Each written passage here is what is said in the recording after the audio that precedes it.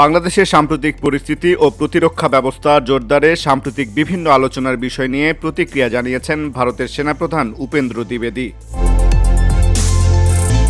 মঙ্গলবার ১৩ জানুয়ারি নয়াদিল্লিতে সেনাবাহিনীর বার্ষিক সংবাদ সম্মেলনে তিনি বক্তব্য দেওয়ার সময় এক সাংবাদিক প্রশ্ন করেন, বাংলাদেশের সঙ্গে পাকিস্তানের সম্পর্কের যে নতুন সমীকরণ সে বিষয়টিকে ভারতীয় সেনাবাহিনী কী হুমকি হিসেবে দেখছে।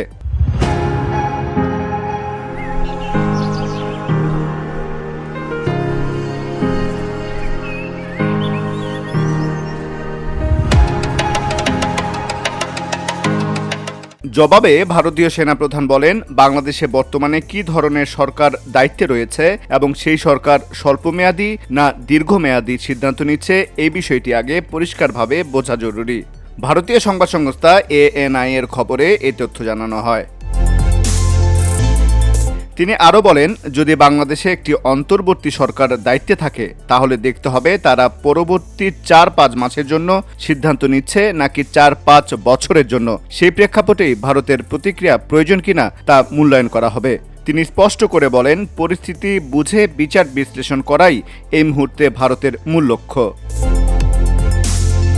জেনারেল উপেন্দ্র দ্বিবেদী আরও জানান, বর্তমানে ভারতের স্থল, নৌ ও বিমান ৩ বাহিনীর সঙ্গে বাংলাদেশের যোগাযোগ চ্যানেল পুরোপুরি খোলা রয়েছে।